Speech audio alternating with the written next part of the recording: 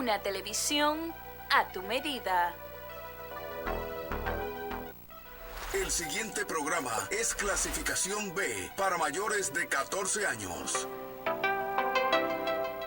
Los conceptos emitidos en el siguiente programa son de la exclusiva responsabilidad de sus productores. Telecanal 28 no se hace responsable de los mismos.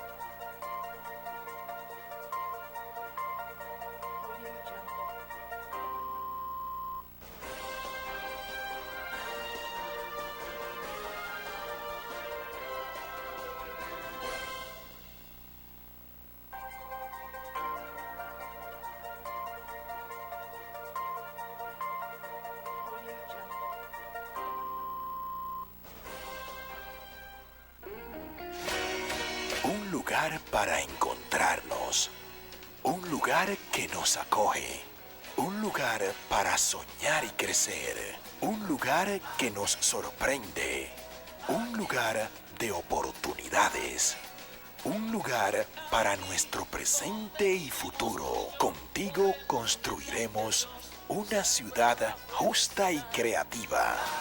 Ayuntamiento de Santo Domingo Este.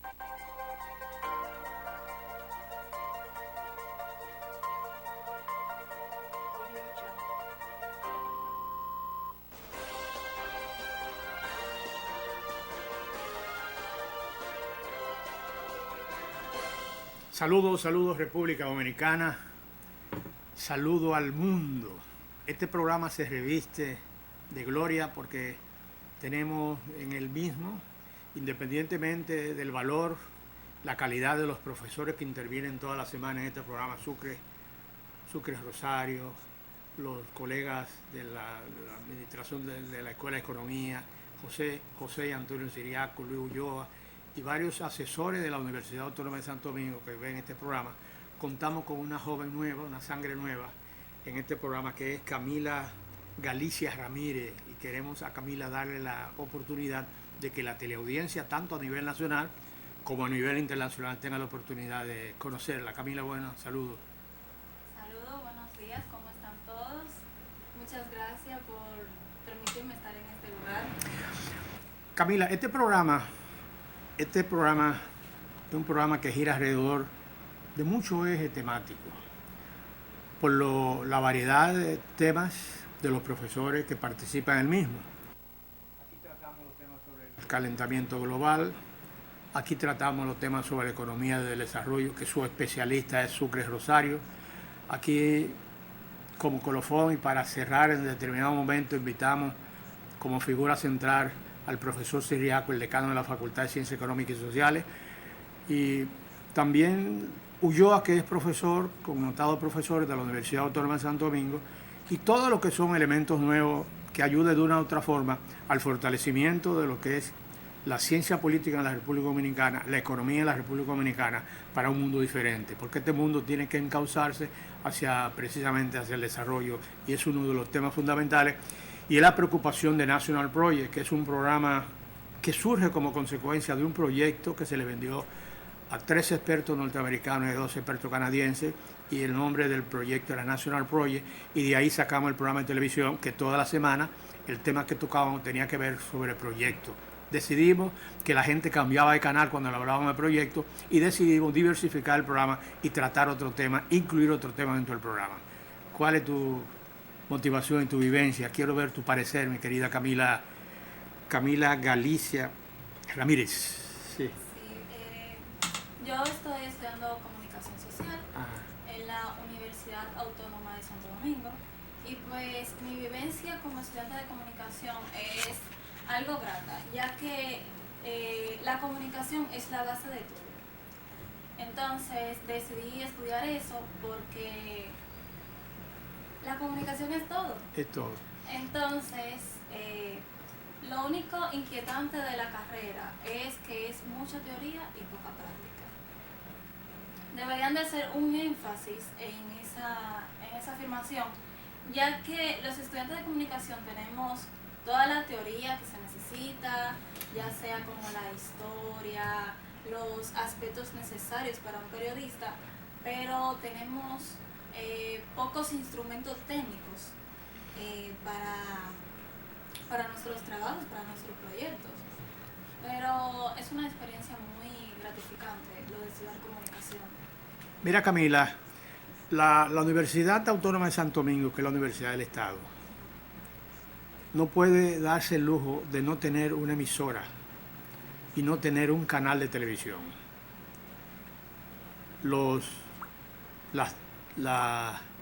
Las universidades privadas, casi todas esas universidades privadas, casi todas tienen un canal de televisión, circuito cerrado.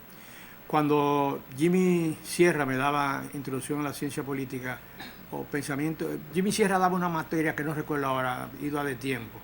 Nosotros teníamos un ejercicio práctico en el aula, pero ese ejercicio práctico que teníamos en el aula era un ejercicio práctico que debimos de realizar precisamente en un canal de televisión, una emisora de radio.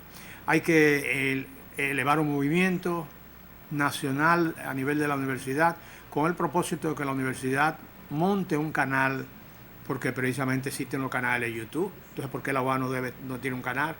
Y ese canal le va a permitir que en el mismo seno de la UAS se hagan prácticas de laboratorio con reportajes a estudiantes de la UAS con temas concretos y con temas variados. Entonces, la UAS tiene que despertar y tiene que tener un canal de televisión para que los estudiantes puedan, de una u otra forma, hacer lo que es conjugar la práctica con la teoría. Entonces es preocupante lo que tú me acabas de manifestar, que usted estudia comunicación social y precisamente todo se marca dentro de lo que es la teoría única y exclusivamente, y no tienen una práctica. Entonces es necesario, profesor Sucre Rosario, Luis Ulloa, Cabrera y Siriaco, los dos Siriacos, que la universidad precisamente haga grandes transformaciones y habilite a la universidad con un canal de televisión y una emisora de radio, que eso se puede hacer.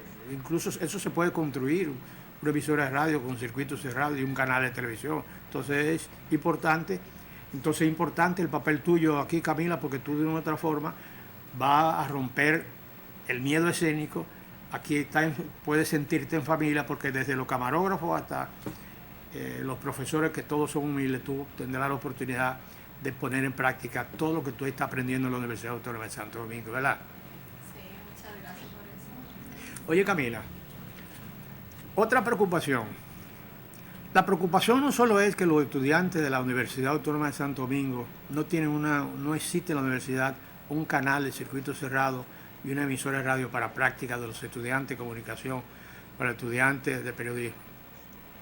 En la República Dominicana está pasando lo siguiente, Camila. Esos camarógrafos, tú ves, esos son jóvenes que están ahí, son camarógrafos. Aquí tenemos un cabina máster, pero sucede en todos los canales de televisión. Es necesario que algún legislador o un ciudadano eleve un proyecto de ley con el propósito de definir el destino de estos jóvenes que hacen televisión y que participan permanentemente con nosotros en cabina máster durante 2 y 3 horas parados, monitoreándonos, abriendo el iris, cerrando el iris para que nosotros nos veamos mejor. Entonces, es necesario un proyecto de ley que reivindique una AFP para los comunicadores, una AFP para los periodistas, una AFP para los trabajadores de la prensa. Y por qué no decir, los dueños de canales no van a salir afectados, porque precisamente todos los anuncios deben ser grabados con 1% para una AFP de los comunicadores, para una AFP de los periodistas, para una AFP de los locutores y para una AFP de los trabajadores de la prensa. Esa es la inquietud, esa es la segunda inquietud que vamos a agendar. Porque tú estudias comunicación, mañana tú consigues trabajo en una empresa. Es lamentable, pero es lamentable, señores, que cuando un periodista, un locutor, tiene ya 20 años de ejercicio, que está en una edad que ya no puede trabajar, tiene que estar pidiendo 100 pesos para comprar una comida o 50 pesos para un pasaje cuando precisamente ese locutor duró 20 años haciendo radio y precisamente el Estado como una totalidad no tiene la vía expedita que permita que ese joven pueda adquirir una pensión. Vamos a luchar, esa es una de las luchas que nosotros vamos a sostener por este programa de televisión, que no perjudica, no es un perjuicio de los dueños de canales, es a favor de los dueños de canales, porque así los dueños de canales adquieren fuerza, adquieren fortaleza con su trabajo y precisamente le dan seguridad a todos los trabajadores que están laborando con ellos durante 12, 13 y 14 horas. Estos jóvenes de aquí, por ejemplo, llegan a las 8 de la mañana y a veces a las 10 de la noche tú llamas y todavía están aquí. Se dedican a esto nada más. Entonces no es el dueño del canal, es que el Estado dominicano debe habilitar la posibilidad para que estos jóvenes puedan a mediano, corto o largo plazo adquirir un sistema de pensión y lo vamos a pelear. Por eso muchas veces cuando uno dice yo estudio comunicación social, en cualquier de los ámbitos siempre dicen de que pues tú estás preparada para pasar lucha. Eso es lo primero que dicen. Correcto. Camila, hay uno de los temas que está acaparando el planeta, es el tema relacionado con la geopolítica. Yo no sé si tú tuviste la oportunidad de ver un artículo donde se toca el tema de la geopolítica y los profesores, Sucre está dando clases, Luis yo está en el interior del país, Siriaco no pudo venir y precisamente estábamos nosotros tratando de desarrollar el programa.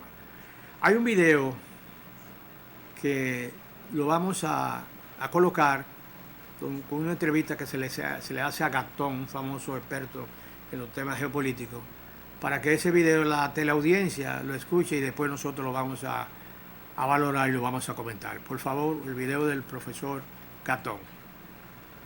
La relación que tienen las potencias o los estados con el espacio geográfico. Y sucede que todo lo determina la geografía. Todo lo determina la geografía. Tiene un determinismo fundamental. Por ejemplo, ¿por qué Japón tuvo que hacerse con los espacios de China, de Corea? Porque la geografía japonesa no les permite tener una buena cantidad de tierras cultivables. Y si usted no tiene tierras cultivables, usted tiene que buscar comida para su población. Entonces, ¿por qué la enemistad de Japón con todos sus vecinos, excepto Taiwán? Porque necesitaba lo que en geopolítica se llama Lebensraum o espacio vital. ¿Por qué? Porque si usted, por ejemplo, necesita producir vehículos, ¿dónde usted busca esa materia prima para los vehículos? O, por ejemplo, Japón es un importador neto de combustible, pero ¿por dónde le llega ese combustible? Le llega por el estrecho de Malaca. Y si en un momento dado se le ocurre a cualquier potencia cerrar el acceso al estrecho de Malaca, no le va a llegar la mercancía. De hecho, como el comercio se movió al Asia, el ex primer ministro, o no primer ministro, sino el ex premier chino, Hu Jintao, hablaba del complejo de Malaca. ¿Por qué el complejo de Malaca? Malaca es el estrecho que está frente a Singapur, pero por ahí pasan todas las materias primas que necesita Corea, más de un 60%. Por ahí pasa todo lo que China necesita, que es un 80% de todo lo que China necesita, pasa por ahí. Lo que necesita Japón, más de un 60%. Entonces, de nuevo, la geografía determina los países, no es lo mismo. Pero determina los países, lo que pasa en los países cercanos o países distantes se ven afectados. No, lo que pasa es que exceptuando la República Democrática del Congo y exceptuando Venezuela, no todos los países tienen todos los elementos minerales de la tabla de Mendeleev. Okay. Me explico. Por ejemplo, Tesla habla de que van a producir vehículos Tesla, pero necesitan litio. ¿Cuál es el país que produce litio de forma natural? Bolivia. Entonces, estamos hablando de que Alemania tiene la industria automotriz, pero para eso necesita minerales, para la construcción de todo se necesita ahora tierras raras. ¿Quién tiene tierras raras? China. La gente no sabe. ¿Qué es lo que es tierras raras? Las tierras raras son una serie de elementos químicos que son imprescindibles para la industria automotriz, para los televisores plasmas, para los iPads, para las computadoras. Eso es para la alta tecnología. ¿Qué sucedió? Que Estados Unidos dejó de producirlos por su costo medioambiental. Y China hoy es que exporta más del 90% de las tierras raras. De nuevo con Japón. Japón tuvo un incidente por las islas Diaoyu o Senkaku con un buque chino. ¿Y qué hicieron los chinos? No le exportaron las tierras raras. ¿Y qué sucedió? Que la producción de carros Toyota Prius eléctricos no pudieron salir. ¿Por qué? Porque no le vendieron las tierras raras. Eso fue al órgano de solución de diferencias de la Organización Mundial del Comercio.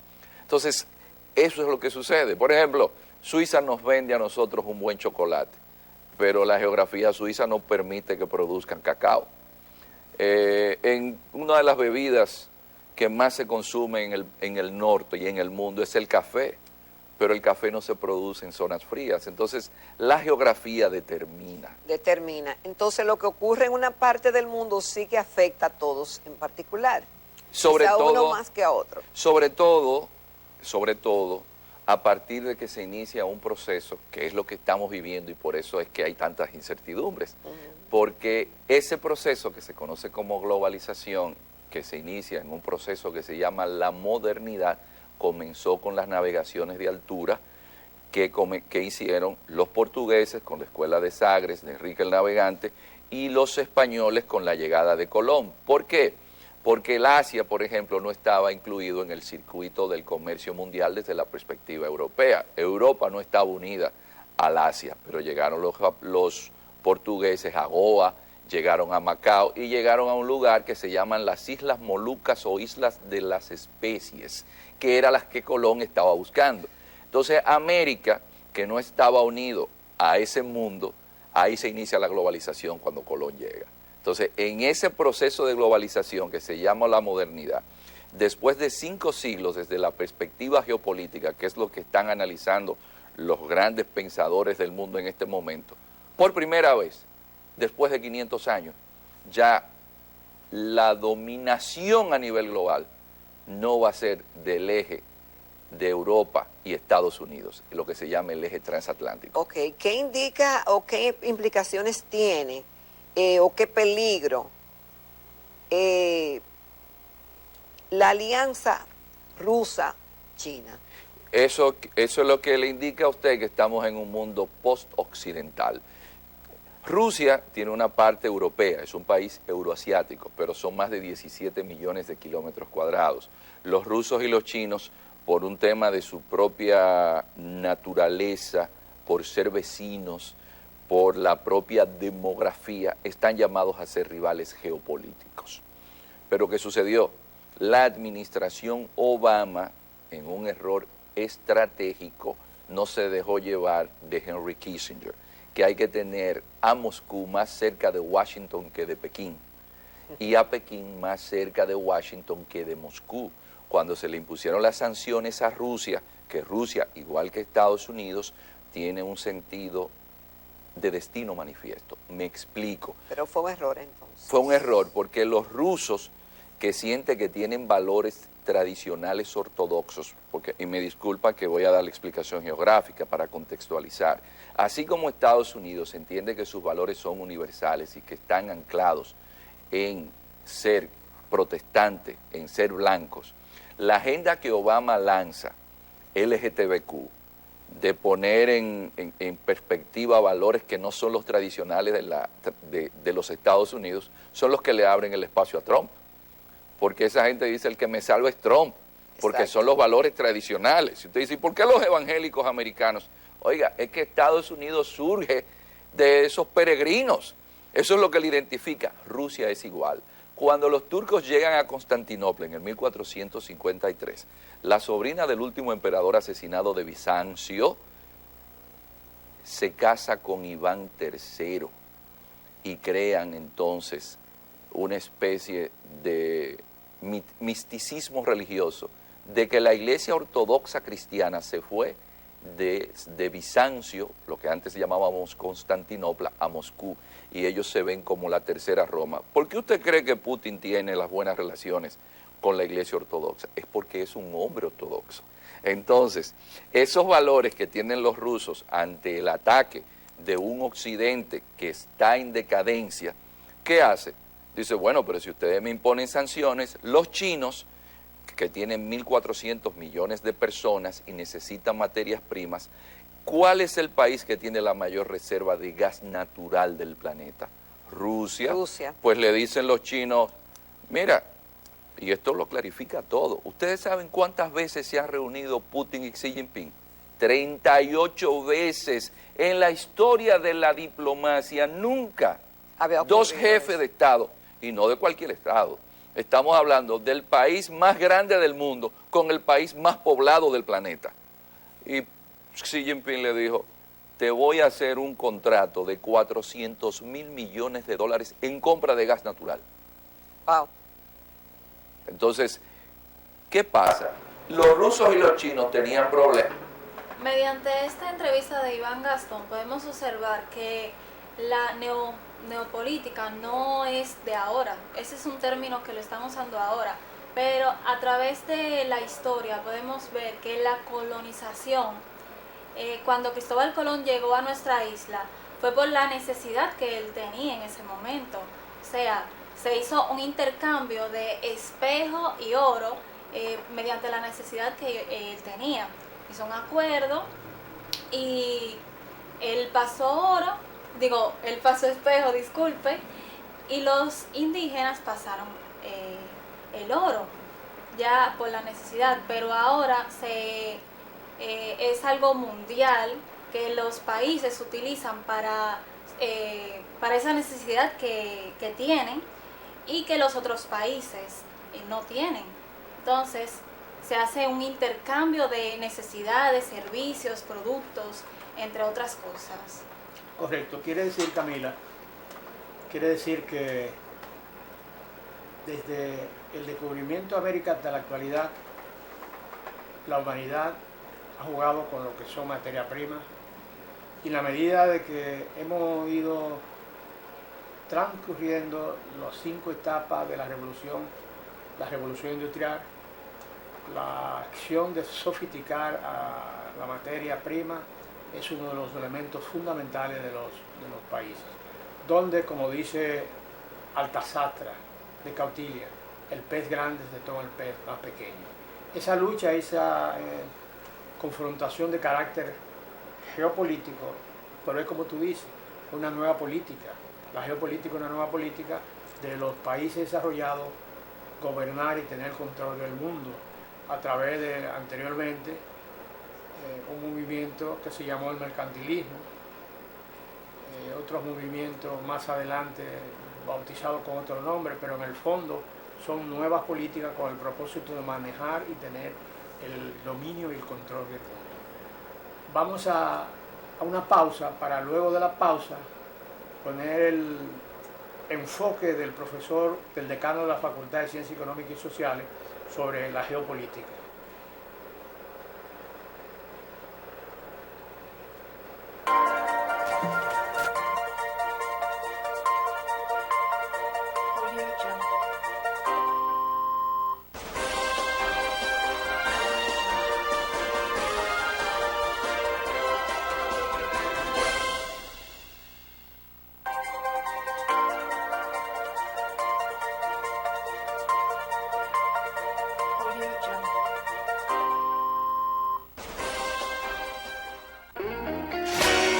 Un lugar para encontrarnos.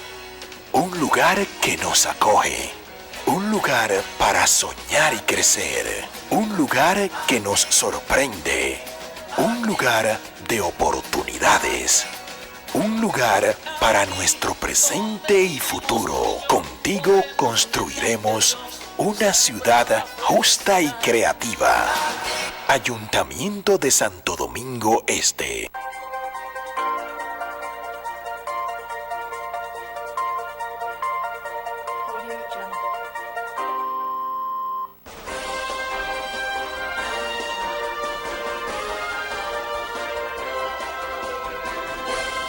Kaufhofer fue precisamente, y alemán, el inventor, quien por primera vez puso en práctica el ensayo, era especialista en geografía, él era militar y precisamente estudió la geografía humana, estudió la geografía política y precisamente estudió el comportamiento internacional a través de alguna variable. Fue alemán y fue la persona que inventó, que puso en práctica lo que es la geopolítica. Hoy la geopolítica en estos países tiene unas modalidades y precisamente yo siempre he dicho que la UAS, como entidad avanzada, universidad donde estudiamos lo que no teníamos recursos para ir a una universidad de los ricos, una universidad de dinero, nos hicimos profesional de la UAS. La UAS debe jugar un papel muy importante en cuanto a rediseñar política. Y precisamente yo le decía al profesor Rosario que cuando se hablaba de introducir aquí el neoliberalismo, el sector profesional de ingenieros en las distintas áreas debieron reunirse con el sector empresarial y decirle, sí, vamos a asimilar ese modelo neoliberal porque es el modelo que se está imponiendo en el mundo, pero vamos a acomodarlo a la realidad nuestra, de modo que esa realidad neoliberal perjudique mínimamente a los sectores populares, a los sectores de la población, porque tanto el cameralismo como el mercantilismo y el neoliberalismo son corrientes que le imponen a los países en vía de desarrollo y los países desarrollados. Pero los países desarrollados, los profesionales de avanzada con visión crítica sobre lo que es el poder, deben precisamente establecer reglas claras sobre qué hacer frente a esas imposiciones que cada cierto tiempo se da. La globalización fue un fenómeno impuesto y que aquí comenzamos a hablar de la globalización, porque aquí nosotros vivimos precisamente imitando los modelos de otros países como consecuencia de que no tenemos un profesional crítico capaz de cuestionar los modelos que se le va a imponer. Y donde el profesional nuestro y el empresariado tienen que jugar un papel muy importante sobremanera.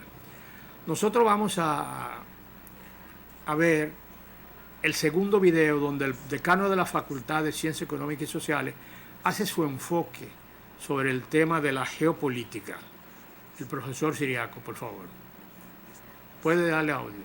El mundo de hoy, el mundo de la economía, es un mundo complejo, lleno de complejidades que se interrelacionan con actividades geopolíticas. Y por eso hoy en día ha surgido todo el tema de la geoeconomía. ¿Por qué nosotros decimos esto? Bueno, es evidente que situaciones que se están dando en determinadas zonas geográficas, básicamente donde hay países que concentran importantes recursos naturales que todavía sirven de base a la economía mundial, cuando esas zonas entran en conflictos, es evidente que eso afecta el comportamiento de la economía mundial. Por poner un ejemplo, todo lo que está ocurriendo entre Israel y Palestina, que es una zona básicamente donde hay un gran comercio internacional, un gran flujo marítimo de comercio internacional, donde hay flujos de bienes y servicios que vienen desde Asia hasta la parte del Mediterráneo y parte de Europa, y que luego entonces van al Atlántico y vienen hacia la República Dominicana, toda la parte del Caribe, Centroamérica. De manera que cuando estas zonas entran en conflicto, todos estos flujos de bienes y servicios se ven un tanto atascados, y eso afecta el coste del transporte marítimo, eso eleva los fletes, eso afecta la inflación. Pero también hay que tomar en consideración básicamente que es una zona donde hay un gran flujo de petróleo, como es el estrecho de Hormuz, y que también tiene un impacto importante en la economía mundial porque afecta uno de los insumos más importantes que se utiliza y que sirve de base para la producción de bienes y servicios como es el petróleo. En estos momentos hay muchas dificultades para que los bienes y servicios y los flujos comerciales que vienen desde Asia puedan entrar a todo el estrecho de Bab el-Mandeb, el Mar Rojo, y que muchos de estos bienes y servicios incluso vienen a la República Dominicana. Hoy en día hay una especie de atascos en la cadena de suministro y que esa gran parte de las cadenas que están atascadas precisamente por situaciones geopolíticas, están afectando claramente el comportamiento de la economía mundial. En el año 2023, la economía mundial tuvo un crecimiento mucho menor que en el año 2022. Y precisamente los elementos de carácter geopolítico son elementos que impactaron gran parte del comportamiento de la actividad económica. Y fruto de situaciones que se han dado, también generó la aparición del fenómeno de la inflación como un fenómeno que había estado básicamente controlado, pero producto de situaciones que se han dado en zonas geográficas, resurgió la inflación. Un ejemplo de esto fue que en el año 2022, en febrero del año 2022, cuando estalló la guerra entre Rusia y Ucrania, inmediatamente dos países que concentraban importantes recursos naturales, el caso de Rusia, uno de los principales productores de petróleo, el principal productor de gas natural, el principal productor de trigo, o el caso, por ejemplo, de Ucrania, que se considera el granero de básicamente el centro de Europa, donde se producen grasa comestible, aceite de girasol, el maíz y otra serie de insumos. Esta situación generó un impacto global, un impacto de disrupción y de escasez de materias primas, que afectó incluso ya una gran cadena de empresas como la empresa automotriz, y eso generó procesos inflacionarios, en particular en Estados Unidos. Eso también afectó a la República Dominicana, porque la República Dominicana es un gran importador de commodities agrícolas, de insumos agrícolas. El maíz que se produce en la República Dominicana, el maíz que utiliza la producción de avícola, de pollos, es importado y viene precisamente de esa zona, o las grasas comestibles vienen de esa zona. Y eso trajo como consecuencia que durante todo el año 2022 la República Dominicana tuviera altos niveles de inflación, y que eso cambió todas las políticas públicas básicamente y la hizo mucho más restrictiva para disminuir la inflación. De manera que hay un vínculo entre la economía y la geopolítica, y ese vínculo entre la economía y la geopolítica claramente ha dado como resultado una nueva asignatura que es la geoeconomía. De manera que es importante que dentro del campo de la economía la geopolítica sea tomada en consideración, porque el mundo de hoy es un mundo extremadamente complejo.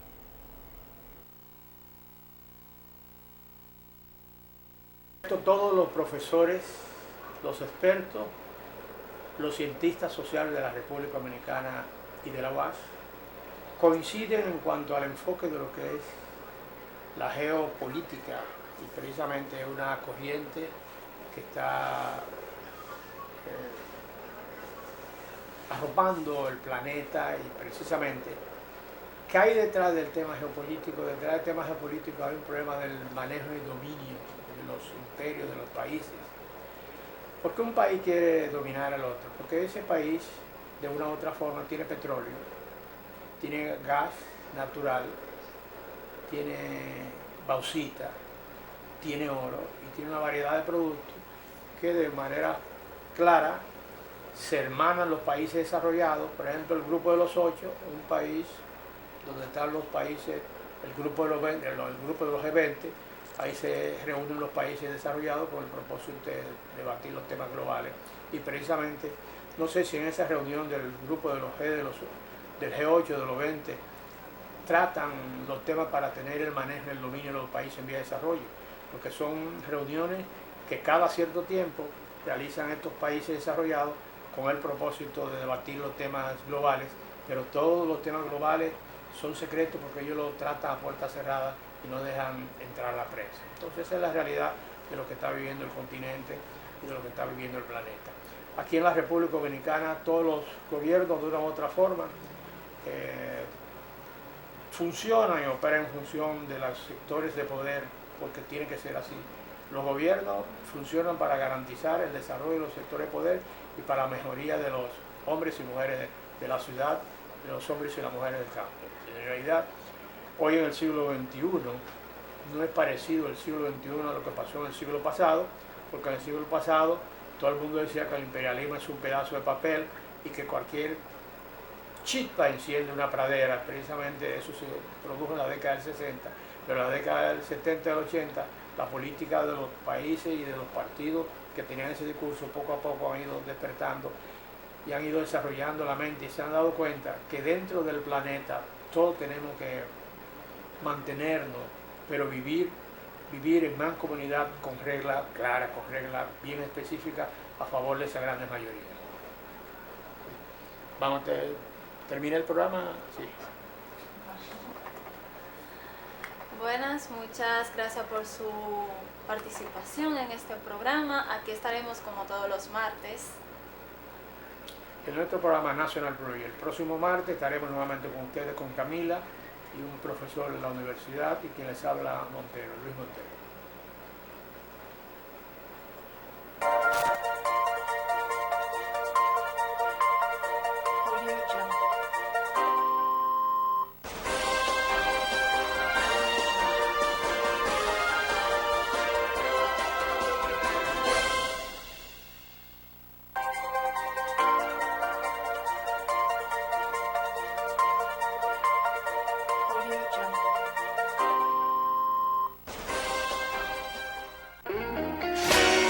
Un lugar para encontrarnos. Un lugar que nos acoge. Un lugar para soñar y crecer. Un lugar que nos sorprende. Un lugar de oportunidades. Un lugar para nuestro presente y futuro. Contigo construiremos una ciudad justa y creativa. Ayuntamiento de Santo Domingo Este.